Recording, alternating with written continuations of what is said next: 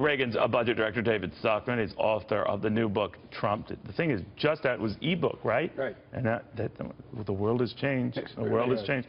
You kind of default into Trump a little bit, right? But one of the things you'd said a while back was that Donald Trump's overwhelming virtue is that he's not Hillary Clinton, does not carry a 30-year-old bag of bad ideas. Hillary's establishment ideas about how to fix the coming economic and foreign policy crises are so unequivocally bad that Trump's cannot possibly be worse.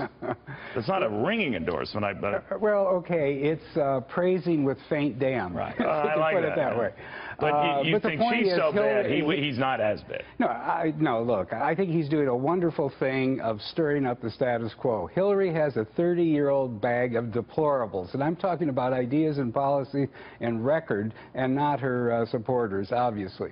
But we have a Fed that is out of control, that is punishing flyover America, as I call it in my book, the area between the coasts, because if you're a wage earner, your wages are not keeping up with inflation, but the Fed has a 2% inflation target, and the more you try to keep up or stay ahead, the less competitive you become internationally. So much of what you do like about Trump is that he hates the Fed, and you hate the Fed. I think he's done a great job. He finally called the elephant in the room. He finally said that... Well, what do you think he would do as president? I think what he said yesterday in his economic speech was pretty encouraging. I think it was brilliant in some ways. It was the best sort of pro-capitalist rhetoric that we've heard since Jack Kim.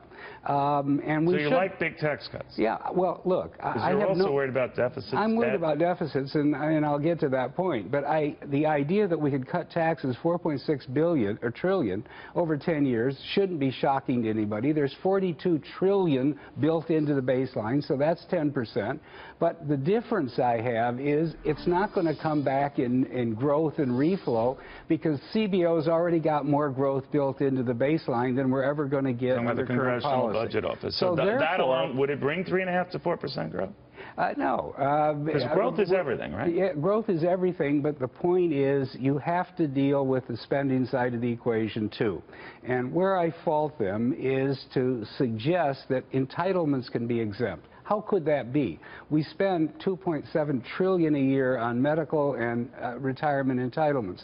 And neither candidate's addressing. We have to means test it. I mean, and we don't have to hurt 40 million retirees who don't have many other sources of income, but there's 10 million retirees who have a lot of other sources of income. Would you do it imminently? In other words, would you wait? You have to do it. I mean, the idea that you can give people 10 years of notice is totally wrong. Social Security will be insolvent by 2026. I would point out there's actually 50,000 millionaires on Social Security today. They don't need the checks. They ought to be. What do you make of the argument this is something people paid into? They didn't. They're owed? The good question. The answer is almost everyone gets back far more on a present value basis from Social Security than they paid in. If you take Medicare and Social Security together, it's about 400,000 of lifetime benefits today. Taxes paid in are about 200,000 for the average wage worker, and so therefore the next generation and the current generation is supporting the last one. This isn't going to work as the demographics get worse and worse. The other thing I would say is that Trump really is being misled by people who say we have to rebuild defense. We have a $700 billion defense budget, which is bigger than the next 9 countries in the world. We have plenty of defense. Well, I'm sure we'd waste some of that money. I once said that the Pentagon is a swampland of waste. It was built there, and it's still there, and it's worse today. So what he ought to do is go after the waste and actually shrink the thing, not add. But what about the tax cuts alone? He's talking about that would really get the economy going, would rev it up. He used the Ronald Reagan example, the Jack Kennedy example. Those tax cuts went into effect, in Kennedy's case, after his death. Yeah. But that they got the economy booming. Now, the rap against Ronald Reagan at that time is a lot more money came in, but they spent it like crazy, right? Well, that was part of it, but also you're dealing with rosy scenario. In other words, without going into the details, I can tell you right now the CBO baseline overestimates GDP under current policy by 11 trillion. Revenue or taxable income by 4 trillion, revenue by 2 trillion. So if we do everything that they're suggesting by way of tax cuts, deregulation, stimulation of energy, all the rest of it, cracking down on China, if you will, we're barely going to earn back the excess revenue that's in the baseline. So you have to cut.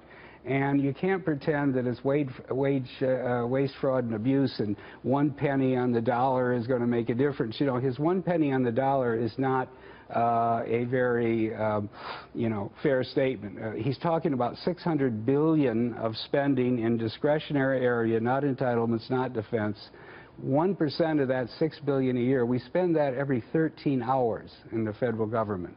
So you're not surely even... we could cut the 1%. Well, of course you can, but right. That isn't beginning I understand, but you have to start somewhere. That's what he's saying. Okay, but the one thing that turns Hillary Clinton off to you is that she'll just keep adding to the spending. Well, she says her spending is paid for by taxes on the upper income, but you're not buying it. Not even close. There is, by CBO's light, 10 trillion of new deficits built in. The next president will inherit 20. Add it, it's 30 trillion. The at GDP, the rate it's going, it'll be another yeah, five the GDP, right? well, no, I'm saying it's built in 30 trillion right now by the middle of the decade. The GDP will be 24 trillion. If we're lucky, we're at 140. Doing nothing. Yeah, we're at 140%. So the point is that, yes, let's stimulate the economy, deregulate, shrink the government.